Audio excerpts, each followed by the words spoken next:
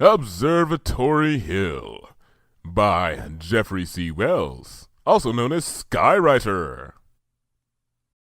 Best grab your dictionaries, because this guy just loves using some really obscure words. Okay, here we go. I can't believe you're passing this up, cried Rainbow Dash, trotting agitatedly back and forth across my floor. Maybe you don't realize who we're talking about here. This is Moonage Daydream, Twilight. He's like the biggest rock star in all of Equestria. I'm familiar with Moonage Daydream, Rainbow, I said, busily putting my spare quills at right angles to my telescope over my primary organization table. In fact, I have a particular fondness for his Huffington period. There's some beautiful instrumental work mixed in with the louder tracks. Yeah, said Dash. Instrumental schminstrumental. You know what you need to have a fondness for? You need to have a fondness for being crushed into a way fun, way awesome pony pit right up next to the stage in the Ponyville Hippodrome with about 1,000 other ponies, close enough to feel the flex from the Daydream sweat. Exciting, I said. Also kind of icky. I do appreciate the offer, Rainbow Dash, but I've got plans to see a different kind of star tonight. Oh, said Pinkie Pie, leaping up from her position near one of my bookshelves. There's another concert going on tonight? How come I didn't hear about it yet? Not a musical star, Pinkie, I explained. A baby star. Pinkie Pie screwed up her mouth. A baby star? What do babies do that make them stars? I thought babies just drank lots of milk and tottered around. Not a baby star, I explained more clearly. A baby star. Fluttershy, Spike, and I are going to see a brand new star for the first time tonight. But that's just the opening act. We got orbits to measure, galaxies to track, I said, just about to pour the icing on. And we're even going to try to prove the existence of the Oort cloud. Sounds great, said Dash. You know it, sister. Yes, said Fluttershy, smiling over that faint blush of nervousness I've rarely seen her without. And you're all invited. We're going to go sit outside in a soft blanket and drink warm cocoa under the dark spring sky. And learn about a whole bunch of celestial objects, I prompted. Well, yes, said Fluttershy. It's going to be great, said Spike, my little dragon secretary, looking up from his dusting. If any of you guys want to come, there's still plenty of room on the blanket. Thanks, but no thanks, Spike, said Dash. Maybe I didn't make this clear enough to every pony here. Moonage Daydream! I mean, since when does a humongoid megastar like him come anywhere close to a little burg like Ponyville? He's going to draw ponies from hundreds of miles around. This is a chance of a lifetime. I'm afraid I have to keep my concert plans as well, said Rarity. Well, I can't say that the music itself is much of a draw. Moonage Daydream is known throughout Equestria for its lavish stage shows, complete with some of the most exquisite and exotic costumes you've ever seen. And if things get too loud, well... Rarity lifted a pair of plush violet earmuffs from her saddlebag and settled them on her head. Ta-da! Fashion accessory and ear protection. I shall not be bothered by a single noise. Very convenient, I agreed. I'm sorry, what? Said Rarity, cocking her head at me. Never mind. What about you, Applejack? You don't strike me as much of a rock and roll pony. Well, that's mighty astute of y'all. I'm sure Mr. Daydream's a fine musician. But you're right, he ain't really my cup of grits. Then there's always complex astronomy, I said in what I hoped was a tempting fashion. Well, shoot, Twilight, it ain't about the music no more. The minute R.D. explained to me how big a draw this Moonage Daydream was fixing to be, I went right out and brought me a brand new vending cart. I'm aiming to break all kinds of sales records tonight. Well, good luck with that. And I suppose there's no trying to convince you, Pinkie Pie? What? Mr. Biggest, noisiest, glowing lightsiest, happiest, streamerific party time concert Ponyville's ever seen? And like I said, it was a long shot. To her credit, she did ponder it for a moment. Nope, she eventually decided. I'm gonna party till I fall over and then party some more while I'm on the floor. It won't be the same without you guys, muttered Dash, kicking petulantly at a table leg. I just wish that crummy old baby star would have picked some other night to get born. Actually, it did, I said. The new star we're going to watch was actually born more than 1,000 years ago. 1,344 to be exact. Who the what now? Said Dash. Twilight, are you messing with space and time again? I love messing with space and time, said Pinkie Pie. Messing with space and time is great. Sugar cube, said Applejack, glancing sidelong at Pinkie. You do realize you can't personally mess with space and time, don't you? Pinkie Pie sighed airily. That's exactly what you said last today. No messing with space and time required, I said. The star is forming from a gas cluster in the Orion Nebula, which is so very far away, it takes the light over 1,000 years to reach our eyes. Orion sets at dusk this time of year, though, so we have a very limited window of observation. Wait, said Dash.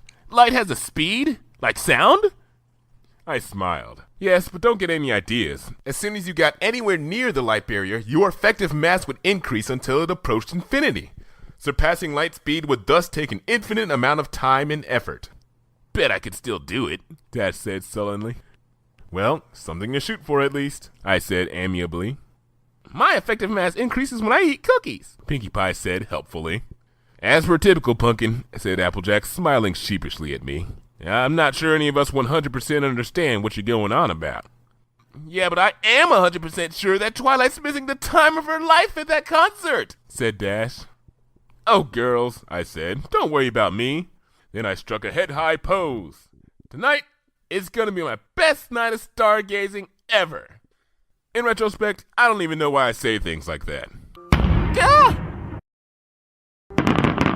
I yelped as yet another blast of fireworks from the distant hippodrome caused me to flinch and knock over a stack of brass tokens. I grunted exasperatedly and re-kneaded the board with a quick shot of telekinesis. I had been pleased as punch to discover that I had functionally inherited a beautiful antique hex board when I took occupancy of the Ponyville library. Back in Canterlot, I had acquired something of a reputation as a killer hex player, and under ideal conditions, a pleasant match or two could whisk the boredom right out of any given rainy afternoon. Unfortunately, these were far from ideal conditions. Not for hex, not for an impromptu evening hot cocoa picnic, and definitely not for stargazing. I shot a glare at the old racetrack where Moonage Daydream's concert was going full swing. Normally, the place would be just barely visible at the edge of my sight, but not today. Despite the falling dusk, the place was lit up bright, or perhaps even brighter than noon. A score of magical spotlights wheeled and danced crazily through the evening sky, accompanied by volley after volley of rainbow-hued fireworks, the last of which had made me practically upset the hex board just now. I'm so sorry, Twilight, said Fluttershy, blinking at me, but I wonder if maybe one of those wind tokens might have possibly been in a different place than where it was? Before the fireworks startled us all, I mean. I frowned. Fluttershy was right. Scowling, I used my magic again and scooted the offending wind token one space to the right. Thank you, Fluttershy said demurely, and then started stacking tokens on the board with graceful abandon. There, and, there, said Fluttershy, claiming a huge swath of the board for the wind. There, I think that's my move, if that's all right. I blinked, stunned for a moment. You won, I said stupidly. It kind of looks that way, said Fluttershy. I'm sorry I was so bossy about moving that piece back before, but it was really important to my strategy. You won, I repeated. This night was not going well at all. Fluttershy fidgeted nervously, perhaps sensing my darkening mood. We could take a little break from board games now if you feel like it. You could try your telescope again. I'm sure it'll be dark enough to see something by now. Fluttershy, it's not happening, I shouted. The Moonage Daydream concert is throwing off so much light that it's impossible to observe anything up there. I've never seen this much light pollution in my entire life. So much for getting to see a new star ignite. Oh, well, said Fluttershy. She scooted the hex board back in my direction. If we play again, you can have a 2-token head start if you like. I sighed through my nose. Spike, I called. Spike zipped up to my side. What you need, Twilight? Hot chocolate, I said grimly, stacking up the earth tokens again and getting them ready for play. Roger that, said Spike, and in a twinkling he rushed to our tiny little fire, poured me a mug of cocoa, and returned. I took a sip and swallowed hard. Spike, this isn't hot chocolate. It's lukewarm chocolate. Spike glanced from side to side, then back at me. I just took it from where Fluttershy set it up. I looked over in the direction of the kettle and saw it suspended on a chain roughly 1.5 yards away from the fire. You could move it closer, I suggested. Oh, no, said Fluttershy. It's not good to have too hot of hot chocolate. You could burn yourself or burn your tummy. I growled, telekinetically snatched the mug from Spike and blasted it with a minor flame hoof cantrip. It caused it to boil and steam and get icky and crusty around the rim, but at least it was an acceptable temperature. I lifted the mug to my lips and then... Went another spray of fireworks, and then went me, directly after dumping freshly flame-hoofed cocoa all over my face and mane. Fluttershy reacted with predictable horror as I stood there dripping, slightly red and chocolatey flavored. "Oh, Twilight," she said, rushing to my side in a rustle of feathered wings. "Is everything all right?" "No, everything is not all right," I said, entering full snit mode. I admit this, I am not proud. "I'm gonna miss seeing my new star and everything else in the sky tonight. You beat me at Hex, which shouldn't be possible, and I just spilled a mug of formerly lukewarm, extremely hot chocolate on my face." "We have heard thee in thy anguish," roared a voice from above, momentarily drowning off the noise from both my snit and the distant rock concert. I promptly spilled the remaining half mug of cocoa on myself and screamed again. An achingly bright shaft of white moonlight slammed down from the heavens and began carving a path through the deserted streets of Ponyville. Dirt charred and cobblestone sizzled in its wake. "Twilight?" said Fluttershy, who had taken up a huddled position under our picnic blanket. "What is that?" "I think I know," I said as the shaft of moonlight drew closer and closer, finally resolving itself into the proud and regal form of Princess Luna, I said. "Nightmare Moon?" said Fluttershy simultaneously. I dropped to one knee. Fluttershy did not move, as it's hard to get any more prostrate than hiding under a picnic blanket.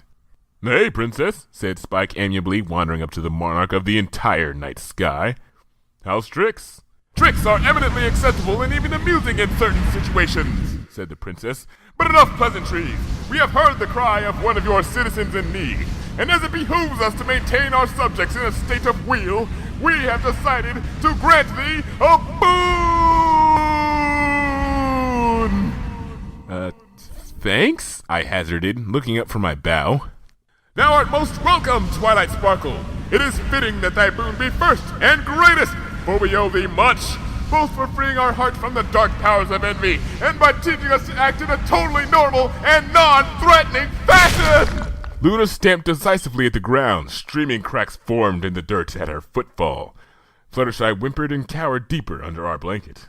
Yeah," said Spike, "about that princess." "But that is not all we will do for you this night," bellowed Luna, knocking Spike all the way over by the force of her outburst alone. "The citizens of Ponyville have taught us much since our release from our 1,000-year imprisonment. In warm and heartfelt gratitude, we will pour out night's plenty upon all of..." The Dark Princess blinked and stared for a moment at Ponyville's deserted streets. "Where is every pony?" she asked eventually. "At a concert," I said, nodding in the direction of the Hippodrome. "I think about 90% of the town is there, either rocking out, jotting down notes of the costumes, or, selling concessions." "Oh, fiddlesticks," remarked Luna, biting her lip. "Our timing doth stink pretty bad. Perhaps we should just sort of meander over to the stadium and begin granting boons over there." "I'm not so sure that's wise," I said quickly, trying to banish the distressing images floating in front of my brain eyes. "Maybe you could just come back tomorrow and grant your boons then. I think every pony's kind of distracted, what with Moonage Daydream in town and all." "We kind of wanted to do something tonight," said Luna. "We have sentimental attachments to this evening." Luna threw her head back and gazed skyward, her eyes glinting. Strong eldritch winds swirled about her, frazzling my mane as they tore past. "For it was on this very night, 1,001 years past, when we did first allow envy into our heart, setting us on a short and dark course into oblivion." "Volume," I suggested woozily. "Right, sorry," said Luna. "Well, there's only one thing for it then. If we have to pour out our blessings on just a very few ponies—" "And dragons," Spike commented. "And dragons, yes," added Luna. "If it is just going to be you three, let's make these some excellent boons, shall we?" Princess, you don't have to—" "All right," Spike shouted. "I want me some gemstones." I gave my baby dragon a warning glance. If you please, Mistress Luna," he added. "Oh, Spike," I said, smirking. "What? I'm a growing dragon." "We do please, in fact," said Luna. Mystic energies coursed up and down her horn. And suddenly another bolt of hard, bright moonlight crashed into the ground, blinding us for a moment. When the spots went away, Luna's boon for Spike became visible. The tiny crater formed by the moonlight's impact now contained a chest of shimmering alabaster with onyx fittings, filled to overflowing with pure white diamonds. Spike leaned in close, the stones reflecting in his eyes. A tiny thread of drool escaped one corner of his mouth. Plucked from my private stash, said Luna proudly, and carefully aged within Equestria's crust. Plus, when thou art finished, thou can eat the box. Say thank you, Spike, I said. Thank you, Spike, said Spike dreamily. I chuckled. We are pleased thou seemest to enjoy thy boon, said Luna, and then she rounded on the picnic blanket, which still concealed a Fluttershy-shaped lump. Small, trepid yellow one, shouted Luna, speak and receive thy heart's desire! Meep, whispered Fluttershy. Meep? Said Luna, slightly taken aback. What is this meep of which you speak? I think what Fluttershy means is that she'd like to take a minute to think about her boon. Maybe put it into a letter to you when she's not overwhelmed by your presence. Of course, said Luna to the trembling mass of Fluttershy. Though as noted, we would prefer to handle our boons tonight for sentimental reasons. You could give her a rain check, I said. Then you'd feel like you gave her something. Oh, certainly, said Luna. Another moon bolt struck the ground, knocking over the cocoa hook entirely and driving away a stubborn owl who apparently finally decided that enough was enough. When the spot cleared a second time, the second crater contained a rather tiny and anticlimactic slip of parchment. Oop, said Luna. Tamp thy hoof down on that little thing, lest it blow away. I did so. Luna turned back to the concealed Fluttershy. The rain check for thy heart's desire lies safely beneath the puissant hoof of thy companion, she announced. Fluttershy did not move. Princess. Oh, right, our volume. Come, retrieve the rain check on thy, possibly your boon, little one. Fluttershy peeped out from under the blanket. I smiled encouragingly and telekinetically picked up and showed her the parchment slip. Slowly, hesitantly, Fluttershy emerged from her blanket fort and nipped the parchment out of the air. Excellent, said Luna. And what about your boon, Twilight Sparkle? Me? I said. No, there's no need. Saving you from absolute evil and corruption was my pleasure. Really. No need for any special boons. That's not true, said Fluttershy, busily stashing away her rain check. Oh, I mean, if you don't mind me saying so, it's just, well, you were talking so much about how the light pollution was bothering your stargazing and— Done! Cried Luna. I shall cover this land in non-eternal darkness! No! I shouted. Fluttershy zipped back under the blanket. No, please! Well, what then? Said Luna petulantly. I need to make some reparation for the tremendous debt between myself and thou, Twilight Sparkle. How about a brand new telescope? Are you going to slam it into the ground and make another crater in the road? Luna pondered this. Possibly, she admitted. No cursed be my lack of impulse control! Okay, tell you what, I said hastily. You can do me a favor. You can accompany us all out of town somewhere far away from that concert. Maybe then we can get some decent stargazing in and salvage some of the night. You want me to walk with you? Yep. That's it? Just walk? Yep, I affirmed. Just somewhere nice and dark. Luna thought about this for the moment. I know the place, she said at last. Twilight, you will accompany me to my old observatory on Griffin Watch Hill. Your what? I asked, suddenly stung by the curiosity bee. When my sister and I ruled this country from my palace in what is now the Everfree Forest, I often felt as though I needed a place of my own, far from the lights of our castle. Luna's eyes went distant. And far from my sister sometimes. She shook off an unpleasant memory and pressed on. I found a high and bald hill which I named Griffin Watch, deep within the forest, and there I founded a small yet magnificent observatory where I can make the most compelling observations of the night sky. I want to see this place, I said, but did not add the words, so bad. Luna shook her head. Likely it has fallen into disrepair, she said. I have not been back there since my release. I feared that seeing it in its current state would smite my heart a blow from which it could not recover. Luna squared her jaw. But for you, Twilight Sparkle, I shall do this. Great, I said. Come on, Spike, Fluttershy. From under the blanket came Fluttershy's voice. Everfree Forest, she said timidly. There's Ursas in there. It'll be all right, I said. They're probably all asleep. You remember our joint research project on the ecology of the Ursa? The stars are in the completely wrong configuration for them to be up and about. Fluttershy peered out again. I think I'd prefer to stay here. No offense. But what about our astronomy? Fluttershy grimaced. I was mostly here for the cocoa, she said. I sighed. Okay, I understand. But I'd hate to think of one of my friends alone on this night. Spike? I glanced over to see Spike trembling on the thin edge of self-control that separated him from his delicious aged diamonds. Spike! I said louder. Huh? He said, looking up. Spike, I'm going to go do some stargazing with the princess. Please keep Fluttershy company and play some hex with her or something. You can count on me, said Spike, saluting crisply, though I noticed his eyes were straying back to his new hoard. Great, I said. And Fluttershy? Yes? Go easy on him. Gotcha, she said, winking. Then it is settled, thundered Luna, turning to go. Come with me, Twilight Sparkle, and make haste! Every minute spent here is one less minute spent searching the heavens! Gotta go, I said, grabbing my telescope and turning to trot along after. As Spike and Fluttershy receded into the distance, I could barely catch one last smidge of conversation. I hope Twilight will be all right. What's the worry? Comforted Spike. She's just going deep into the Everfree Forest. At night. With Nightmare Moon.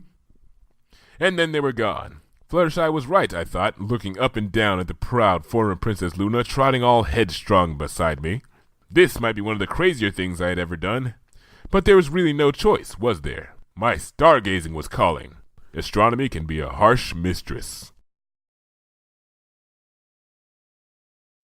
I've never been one to dwell on recapturing my fillyhood. Let's face it, being young is an awkward, frustrating experience. You spend years as a tiny little thing in a great big world that's not arranged how you like it.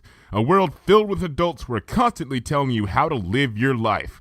Too much studying, Twilight Sparkle, they tell you, shoving you out the door until it's a completely unwelcome solitary play session on the lawn outside. You don't need to memorize the entire periodic table. Go get some excitement in your life. To which I now respond, excitement? Excitement? Have you even looked at Group 7A? I swear until my dying day I will never understand how anybody can contemplate the halogens without a little skip to their heart. But to each their own, I guess. My point here is that I've never felt particularly warm and cozy about my childhood. I relished each passing birthday as a symbol of my growing control over my own life, and when I finally left home for Princess Celestia's school for gifted unicorns, I threw out everything my parents had taught me for a while and spent a few heady weeks going on all-night reading benders and marathon quill organization sessions, and I don't regret a thing. I love being an adult.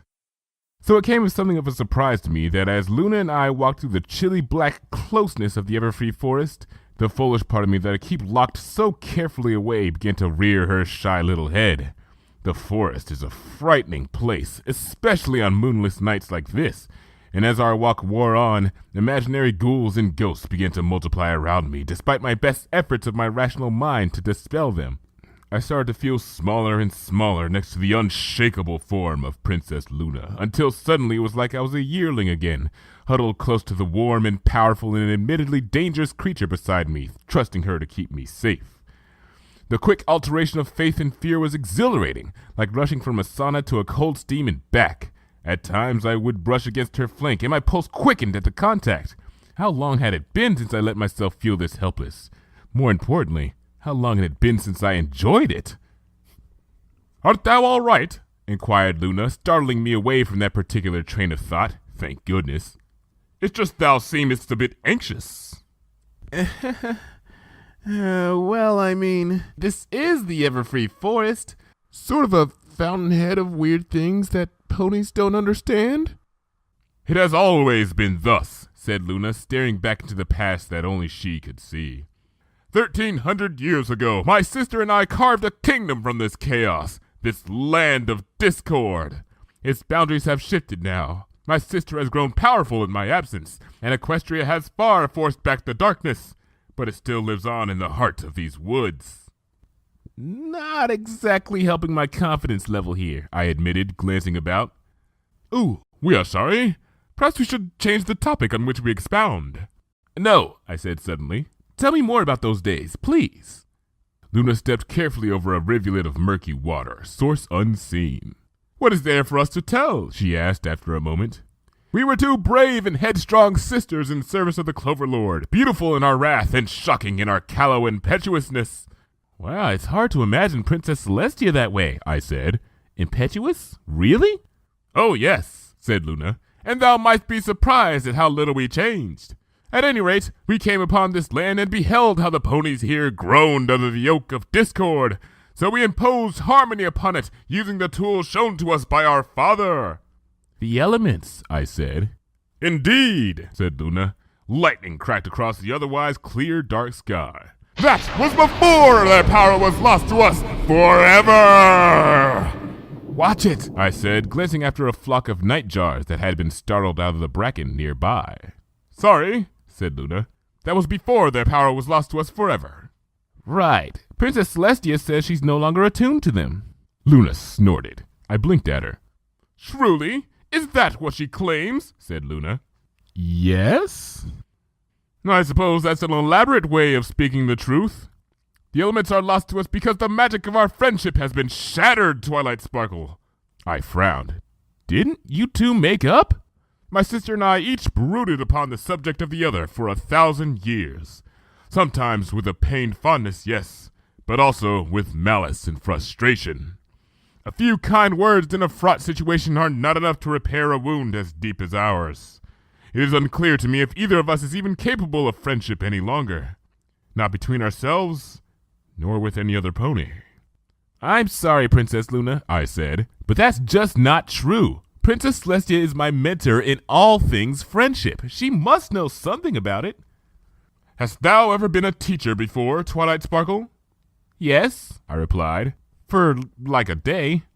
And when finished, didst thou find that thou understood the subject more than before? I thought about this. In trying to communicate ideas to my students, I found that I had to break them down in different ways than I was used to. And thus, thou didst achieve new insights. Wait, you're saying Princess Celestia is trying to relearn friendship? From me? But of course, said Luna. And as a result, thou hast been unfairly burdened with the elements, and thus with the repeated salvation of Equestria. Well, it's not as bad as that, I said, glancing at the dark foliage above. I mean, yes, it's bad sometimes, but I figure if someone out there has to save Equestria from evil, well, it might as well be me. That way, I can make sure it's getting done right. In fact, with just a few more world-devouring crises under my saddleband, I'll be able to develop a comprehensive save-the-world checklist. And from that point on, saving the world will be easy as pie. Luna permitted herself a tiny smile. Twilight Sparkle, thou art adorable. Thanks, I said dubiously. I don't know why people always react this way. Checklists are very sensible and not at all cute. Thou art welcome. For my part, I hope that Celestia and I may both one day learn enough from thy friendship reports that we may become reunited through them, as much as day and night themselves are reunited by your namesake, the Twilight. Luna stared up at the winding path before us for a moment, and then hung her head. It may be an impossible task, she continued.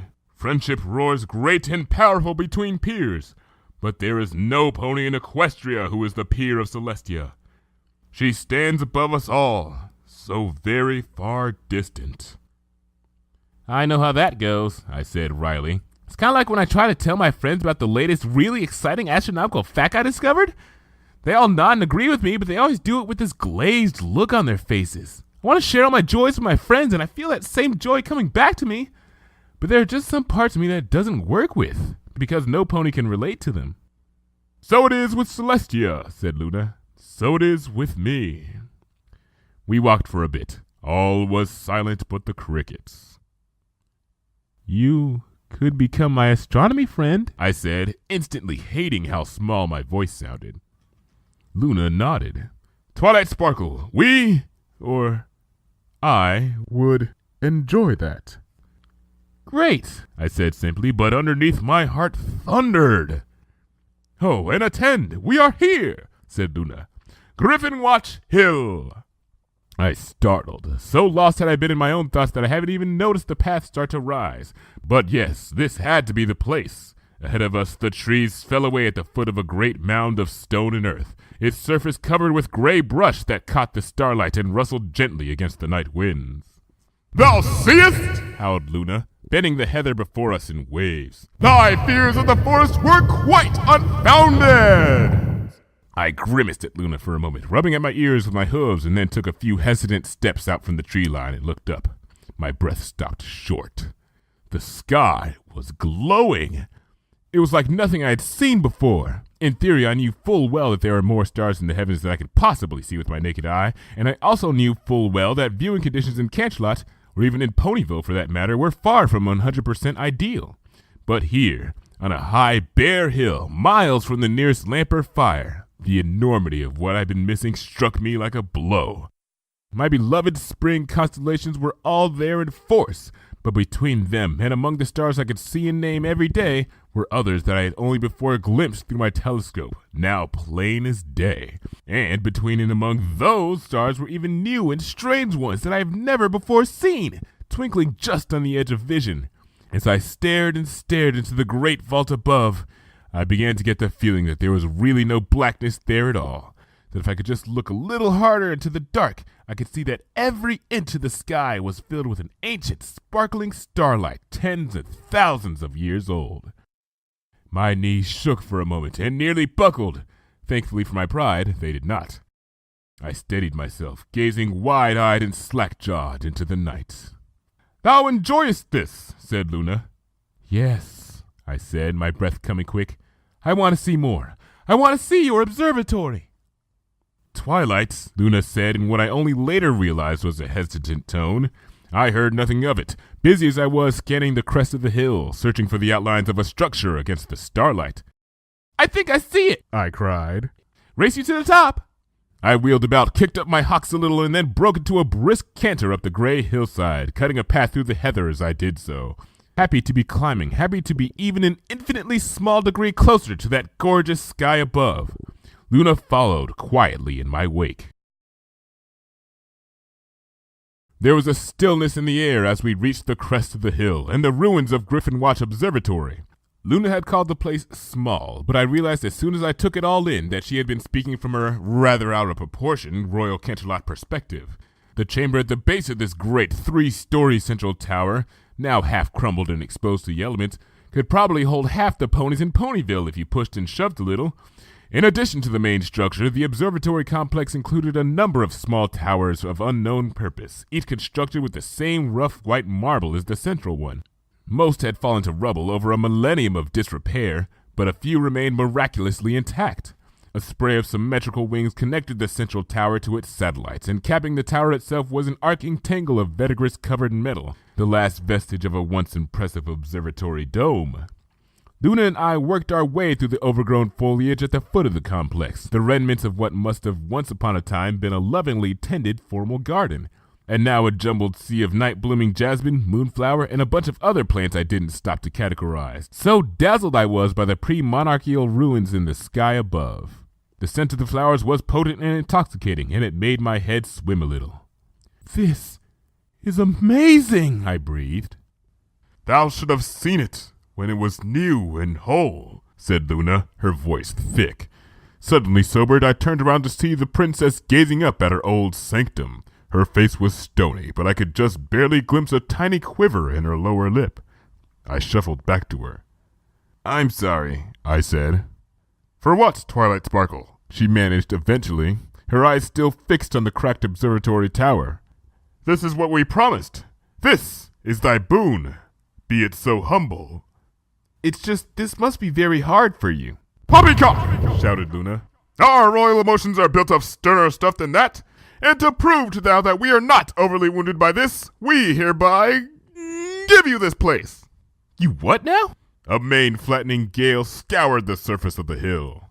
"Twilight Sparkle!" bellowed Luna over the roar of the wind. "Since thou dost express fondness for my old observatory, I hereby bequeath it to you as your boon!" "Thank you, Princess Luna," I said, brushing my mane back into place while picking carefully through a dangerous field of words. "You honor me with your generosity. I, thought you just said that coming to see your observatory was my boon." "We changed our mind," Luna said breezily. "Our debt to you is too great to be satisfied by a mere walk in the woods. Also, long have we waited to find a pony who understands and appreciates the nights as thou dost. Had there been more ponies such as thyself 1,000 years ago, we might not have succumbed to envy at all. For these reasons, you will accept the observatory as your gift." Is that, I said, wincing a little, a royal command? Luna inclined her head at me. Whatever's the matter? She asked. We thought thou liked this place. It's beautiful, Princess, I said. It's just very far away from Ponyville and very deep in the Everfree Forest. I love seeing it, and I love learning about this part of you, and I'm really looking forward to making some observations while I'm here. I just don't think I'm the right owner for this place. Of course, said Luna, obviously struggling to keep the chagrin out of her voice. Not a very good gift, anyway, in its current state, is it? What were we thinking? No, it's a fine and wonderful gift, I said in a desperately reassuring fashion, but I don't think I can accept it. We understand completely, said Luna. How about we just prepare for you a late-night pre-astronomy snack as your boon instead? Dost thou like pear and chocolate pie? That sounds heavenly, I said, relieved. Good. Except we do not have any prepared that we can just teleport here. Therefore prepare thyself as I summon thy confection from the inky void between worlds. No, I yelled, leaping forward. I mean, Princess, please don't tear a rift in the walls of reality just to get us a pie. But pie is good, stated Luna, blinking at me. Listen, I said, I changed my mind. I always keep a little of Mrs. Cake's granola in my astronomy saddlebags in case I get hungry at night but don't want to have to quit early. Let's just nosh on that. No meddling with incomprehensible forces required. If you say so, said Luna dubiously. I do. And then if you still want to do something extra for me, you can keep me company while I climb that tower, set up my telescope, and finally get down to some stargazing. The tower's still solid enough, right? Luna frowned and brought her hoof down a couple of times, shaking the earth with each casual blow. She looked appraisingly up at the central tower. Seemeth that way, she confirmed. Great, I said. Okay, admittedly tonight started off a little rocky, but there's still time to make this. I struck yet another head-high pose. My best night of stargazing ever. Yes, I do continually court ironic disaster. Why do you ask? Luna and I ascended the darkened observatory tower, the princess's horn and faintly luminous mane lighting the spiraling stairs before us until we re-emerged, me feeling a little bit winded, onto the tower roof. If the view from the hilltop had seemed impressive, the one from the observatory itself was positively commanding. Nestled beneath the great bowl of the heavens, the deep and green-black forest stretched out on all sides almost as far as the eye could see. I nickered happily and trotted up to the parapet, wending my way around some old and shattered equipment mounts as I went. Well, said Luna, here we are. Mm-hmm, I said, and then, humming quietly to myself, I began setting up my tripod and telescope. Thou art sure that little instrument is going to be sufficient for thy purposes? It'll be fine, Princess. Portable recording desk? Check. 1, 2, 3 spare quills? Check. We could configure a veil of silence for thou, so thou art not bothered by the night noise while thou workest. Actually, I like the night noise, I said, turning back to my telescope and performing a quick calibration. I see, said Luna. Oh, we noticed that thou hast neglected to bring an abacus. I don't typically use one, I said. Numbers work better in my head. Ah, there was a pause. So there is nothing further that we can... Nope, I said, orienting myself to the cynosure. Hello, old friend, I thought. Thou art certain, said Luna. Princess, you've done everything I could possibly ask for. Aside from missing my new star, this evening's going to be everything I wanted. I turned back to my telescope, closed one eye, and began exploring. Thou missed seeing something earlier, Luna said evenly. Yep, I said, jotting down a few notes and then returning to observation. Brand new star in the Orion Nebula tonight, but it's set by now. New to thou, 1,300 years old in truth. 1,344 to be exact, I said. There was a noise of hoof on marble behind me, the sound of Luna trotting away a bit. I paid it little mind. Just think, Princess, when that star was born, you hadn't even founded Equestria yet. And that light's just now reaching us. Isn't that wild? Luna did not respond. I glanced over my shoulder to find her gone. Huh, I said. Then I shrugged and resumed my measurements. Probably, I thought, she's off to look over her old fortress a bit now that she's got me situated. She's been so kind and thoughtful tonight, if a little obsessed with repaying this imagined debt to me with big showy favors. I scribbled a few more notes. It seemed that I finally convinced her that I was perfectly happy with the night just the way it was. What could be better than a night spent stargazing and learning more about a friend? I went back to my telescope. When Luna returned, I was going to let her know that situations like this can teach a pony that there's a certain magic to the simple things. You don't always need to be dramatic for a friend. Sometimes you just have to be... Wait, that couldn't be right. I backed up from the eyepiece, blinked a couple times, checked my notes, double-checked my notes, triple-checked my notes, went back to the eyepiece, checked my notes a fourth time, then simply stood back and stared critically up at the star field above me. The stars had moved. It had to be midnight or later, and yet every single constellation had shifted to its early evening position. And they were still moving. Backwards. There was a flare of coruscant night blue energy from a point off to my right, radiating up from the surface of the hill. With a sinking feeling in my gut, I galloped to the edge of the tower and saw exactly what I had feared to see. Princess Luna standing there, braced against the hard surface of Griffinwatch Hill, wreathed in a mantle of unimaginable power. The Night Princess threw her head back and released a triumphant whinny. "The heavens themselves turn at my whim!" exulted Luna. "Oh dear," I said.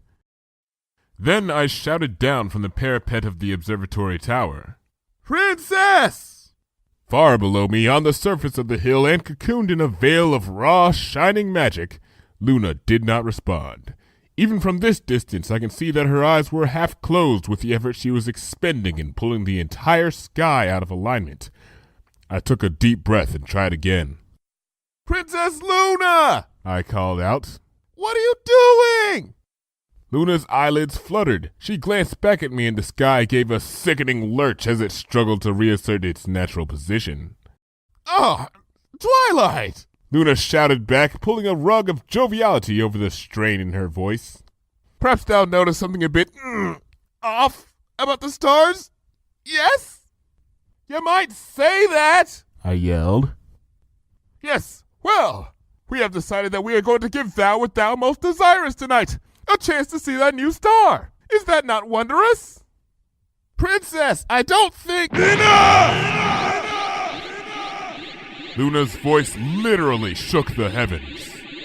"All evening, I have been trying and trying to repay my debt to you, but you keep not letting me!" I took a couple clumsy and unwitting steps away from the edge of the tower. Luna seethed at me, her corona boiling angry black and shedding rays of dark energy skyward. "Twilight Sparkle," she continued. "You will observe your star tonight. You will thus permit me to make things right between us, and you will enjoy it!" Luna stood, breathing heavily for a moment, and then rested her composure back into place. "And yes, before thou askest, that is a royal command. Huzzah! You are hereby mandated to be pleased!" I swallowed hard.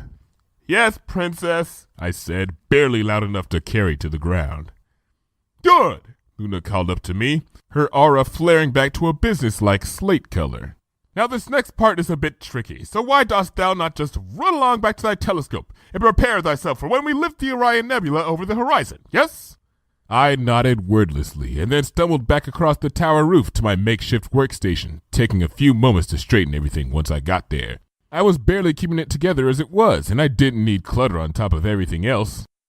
Why did things always have to go so bad so quickly? I squeezed my eyes shut and recited the first 60 digits of pi to get steady. "All right, Twilight," I said to myself. "The night is obviously a wash. Just buckle down, take a quick peek at your new star as soon as Luna pulls it visible. Then you can just both go home and bring an end to this charade." I put my eye back to the eyepiece of the telescope and swung it around, trying to orient myself to the off-kilter sky. "Tomorrow," I continued, "you'll look back on all of this and laugh." I jumped back from the snarling face in my eyepiece. Thanks Celestia that objects in the telescope appear closer than they are. But what could possibly... And then I saw it. Moving steadily through the foliage of the everfree forest below was a massive, shaggy, somewhat translucent animal, tall enough that its head just penetrated the surrounding canopy. The creature gazed about at the world with sleepy malice, motes of light flickering beneath its dimly luminous hide. It was one of the star beasts, a baby Ursa. "Oh no," I said. "This can't be happening!" My research with Fluttershy had clearly shown that tonight's stars were in the entirely wrong position for the Ursas to be up and about. Theoretically, this should be impossible. Unless tinkering with the star field and shaking it around had confused the creatures enough that one of them had been jostled awake.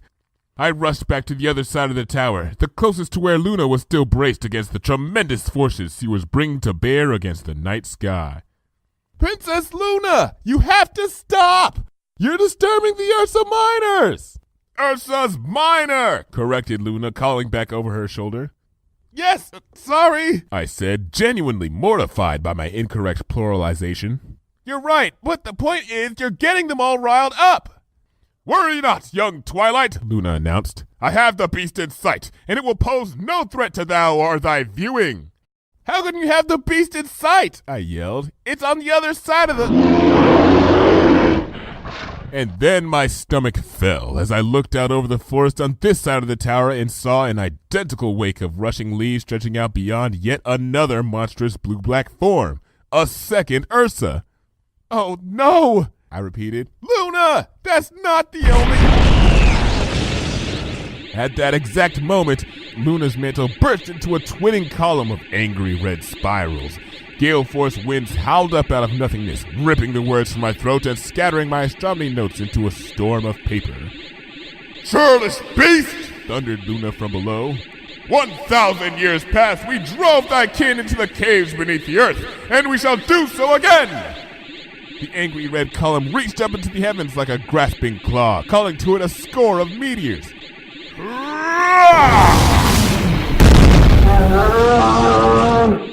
With one forceful gesture, Luna hurled them to the ground in front of the baby Ursa.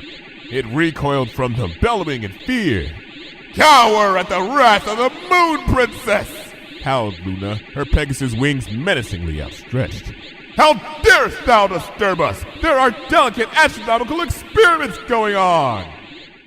I ground my teeth for a moment, made one last futile attempt to be heard over the sound of the wind and meteor strikes and the sheer volume of Luna's royal Canterlot voice, and then gave up and summoned magic of my own. If Luna couldn't hear me from this distance, well then I simply had to close the distance. My horn sparkled with the crisp, headachy power of a teleport spell as I folded space in two and then stepped across. Directly into open air! I scrambled comically for a moment, flailed out with my hooves, and managed to catch them on the crumbling edge of the observatory tower. My calculations are sometimes wrong, but they're never that wrong. Luna's noisy, radiant magic field had to be warping the stream completely out of shape. Buffeted by powerful winds, I slowly managed to pull myself back up to the roof of the tower, my mind frantically rolling through calculations that could compensate for the presence of such a huge and chaotic active magical aura nearby. Long story short, I failed. So take the stairs, I thought impatiently. I made my way back over to my workstation, which was by now in shambles. I picked up and stowed my telescope in my saddlebags, folded my portable writing desk, counted all the scattered papers and spilled ink as a loss, then, and only then, looked up to see the first Ursa towering above me. "Speedy little guy," I mumbled, backing away. It growled, an impossibly deep and throaty rumble that shook me from chest to withers. And then it lunged at me, paws wide. I yelped and died for the safety of the trapdoor leading to the stairs, but was only halfway there when the Ursa's claw caught the last remaining support strut of the old observatory dome, causing the whole huge metal tangle to come crashing down in front of me. I dodged at the last instant, spun practically on the tip of one hoof, and then ran in a new direction towards the edge of the tower, my writing desk trailing along behind me in my telekinetic field.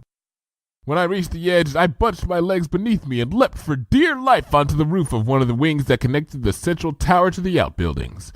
After a few seconds of airtime, my hoof scraped the flagstone and I hit the ground running, charging headlong across the battlemented roof, my nostrils reddening with the effort.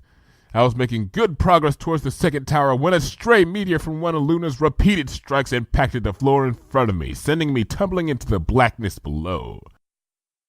For a moment, all was quiet and dark around me. I got up and checked myself for broken bones. Finding none, I stowed my writing desk in my saddlebag, then illuminated my horn with a violet flare spell and shone it around the arching second-floor hallway where I found myself.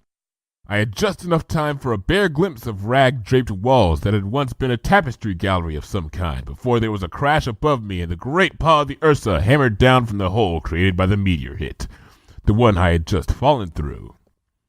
I spun around and took off at full gallop down the old hallway, leaping and dodging the wreckage of fallen chandeliers as I went.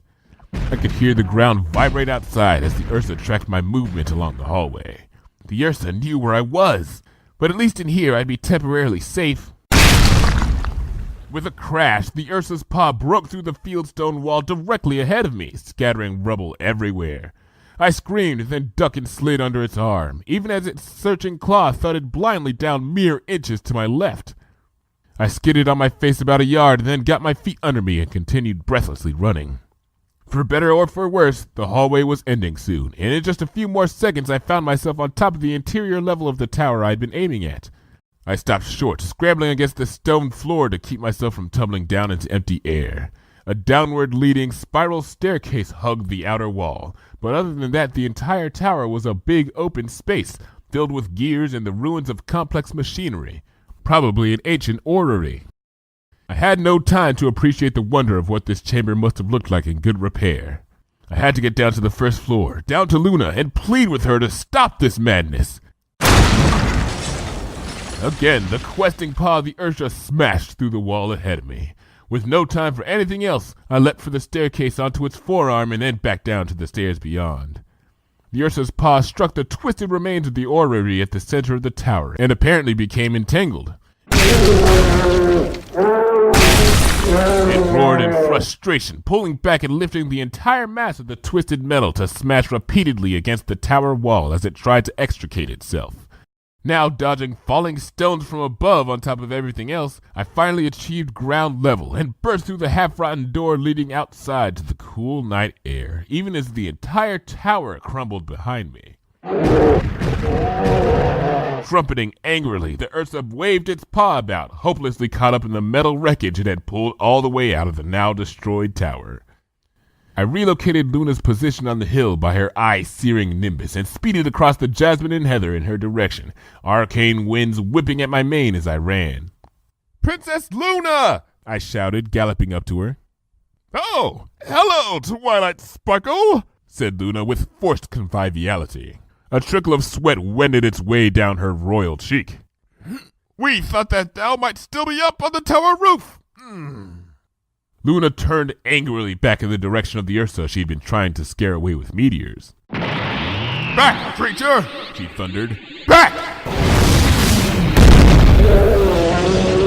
More meteors rained down from the sky, shaking the earth as they fell. "Princess, you have to stop this! You're making the Ursas crazy!" "But what about thy new star?" "Forget the new star! I hate to be the one to tell you this, but the Ursas are taking us to the farrier here." "Mary, wait!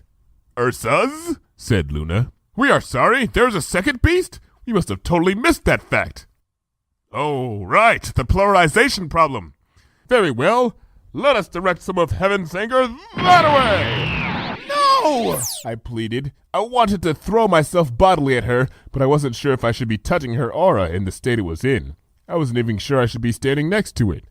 "Come now, Twilight Sparkle, just a few more minutes."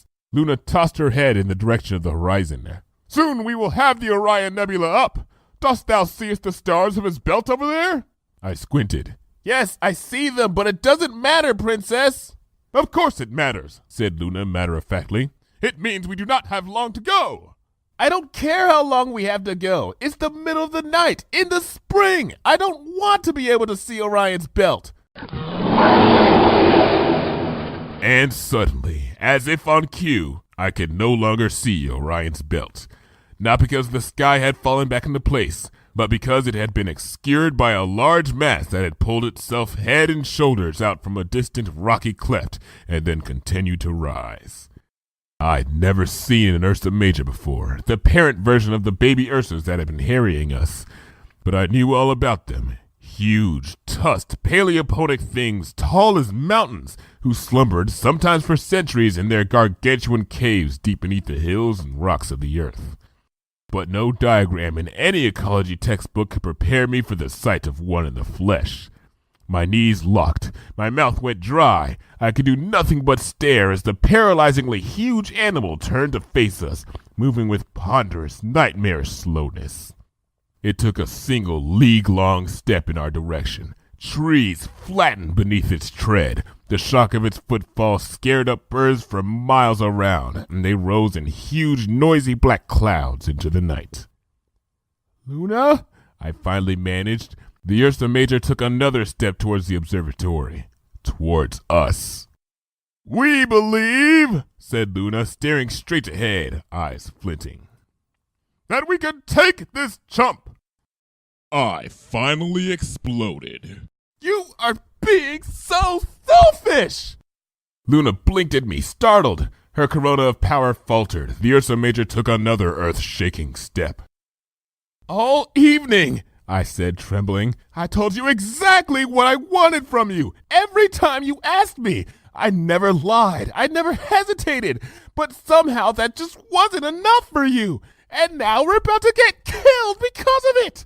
The Ursa Major closed in on our position. I could barely keep my feet now. Rocks fell freely from the ruins behind us.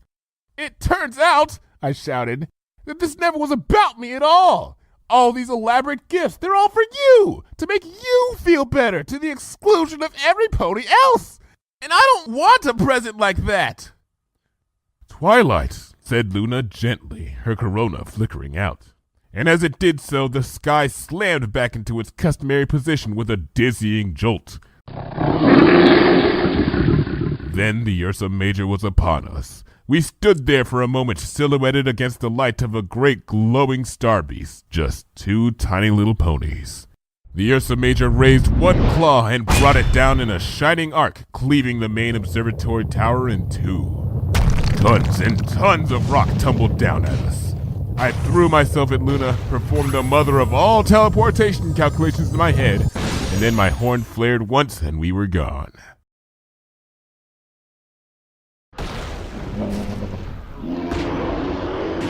We watched from a distant hill as the Ursa Major returned the remains of Griffinwatch Observatory to the Earth. Then, with an ear-splitting bellow that managed to sound nonetheless tender, it called its two children to itself, comforting the one that Luna had frightened with meteors, and, with a strange gentleness, working its other child's paw free of the orrery wreckage. The Ursa Major sniffed mightily at the sky and gazed appraisingly at the constellations that had now returned to their proper positions, then slipped back into the ever-free forest, its young in tow, vanishing without a trace.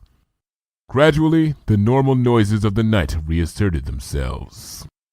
"Twilight," said Luna. I am sorry." I nodded, shivering slightly in the increasing cold, the sweat of my recent exertions now chilling me to the bone. Luna looked me over, and then, with a flash of pale orange from her horn, summoned a warm sheet of dry air that immediately made me feel better. "What you said back there," continued Luna, "on the hill." "Forget it," I said. "No," Luna insisted. "You were absolutely correct.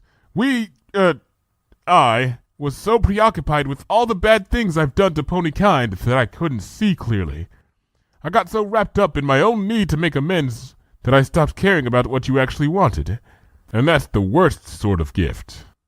I nodded, even confirming what she herself was telling me would feel a little smug and sacrilegious, so I just played dumb for a while. Eventually I did speak up. "I'm sorry about your observatory." Luna shook her head. "Don't be. Maybe you could build a new one there. It really is a good location for stargazing, if a little, treacherous." "I may," said Luna, "or I may not. In either case, it'll be something completely new, not a relic of the long-buried past, of some pony who's not me anymore." "But you are you," I said. "Ever since I was a filly, I would look up into the sky and see the image of your face in the craters of the lunar surface. My mother told me stories of the mare and the moon, and I would sometimes wonder what kind of person she was, and if she was ever lonely up there." "She was," said Luna quietly. I shifted a little beneath Luna's comforting wind blanket. You were the first thing I ever observed in the night sky, Princess Luna, and ever since I met you, the real you, not your envy-corrupted shadow, I wanted to know more about you, about the mayor who introduced me to astronomy, and that's a greater gift than anything else I can imagine tonight. So, for your boon, we should talk, I said. Like I said before, get to know each other, just you and me. It's a clear and beautiful night. We've got a nice warm breeze going. The threat of death has temporarily subsided. I still got a little granola. And last but not least, we're magic unicorn ponies. From where I'm standing, that puts us in a happy place. Very well then, said Luna. What would you like to hear about? Tell me about what tonight was like 1,344 years ago. Before anything went bad. Before Grivenwatch. Before Equestria. Tell me about the night the baby star was actually born, all those light years away. And so she did. So I summoned up my courage like you told me to, and I turned in that rain check. I asked Princess Luna if I could possibly please have a new pet cloud rat for my boon. Good for you, Fluttershy, I said. Fluttershy smiled bashfully. Angel helped. Fluttershy's little pet bunny nodded affirmatively from his position on her back. And then Princess Luna said, A rat? All thou want'st for thy boon is a rat? And then I was about to say no because I got frightened, but then Angel poked me and I said yes. A cloud rat's a very special rat, and I've always wanted to love and take care of one. And then it seemed like she was about to say something else, but then she changed her mind and said, A rat it is. And now I've got my very own cuddly, fluffy little cloud rat, and I couldn't be happier. That's such good news, for so many reasons, I said. Then I glanced around. Where's your rat now? Oh, he's at home, settling in for his first night of sleep in a new place. I'm going back there right now to make sure he's not scared and that he has everything his teeny tiny little heart desires. But I wanted to stop by and let you know how grateful I was for talking to the princess for me last night. No problem, Fluttershy. That's what friends are for. Fluttershy smiled a wee little smile. See you tomorrow for badminton? Wouldn't miss it, I said, escorting my guests to the door. After we had said our goodbyes, I climbed up to my little sleeping loft overlooking the library proper and started getting ready for bed. The sky was just turning to purple dusk, but it had been a very late and eventful night last night, and I thought it wouldn't hurt me to turn in a little early. Spike had beaten me to it, snoring peacefully in his little basket. Truth to tell, he'd hardly been conscious at all today. So torpid he was after devouring that entire chest full of diamonds, and then the chest itself. I didn't mind. Today felt like a rest day. Tomorrow would be different. Tomorrow was big. Studying, badminton with Fluttershy, studying, some card catalog arrangement, and then more studying. Oh, and I had 2 full letters to write. The first letter would be to Princess Celestia, explaining how last night's adventure had taught me the greatest gift a pony can give her friends isn't a telescope, or a chest full of jewels, or even a new cloud rat pet. The greatest gift a pony can give to her friends is the gift of being a friend, of just being there, listening to them, sharing stories, and having fun. The gift of herself. As I planned my first letter, I thought of what Luna had said about her sister as we walked through the forest together, and I wondered if, somehow, my letter would make Princess Celestia feel less alone. Living forever in the tower of a mountainside castle was not all that different from living in the moon, after all. The second letter would be to Princess Luna, thanking her for our one not quite perfect but unquestionably memorable night together, and expressing hope that we could do it again soon. Maybe with a little more talking and stargazing and fewer wild animal attacks.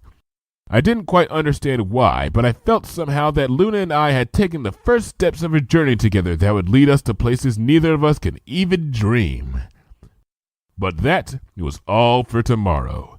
Tonight, I was content to snuggle under my blankets and lose myself to sleep for a while. But before I did so, I trotted over to the small telescope in my upper window and fixed it on the Orion Nebula, just now becoming visible on the horizon line. I closed one eye and peered through the viewer, quickly locating the object I was searching for, twinkling softly against the violet dusk. Happy 1,344th birthday, baby star, I whispered. 1 day late. I crawled into bed and shut out the lights. The end.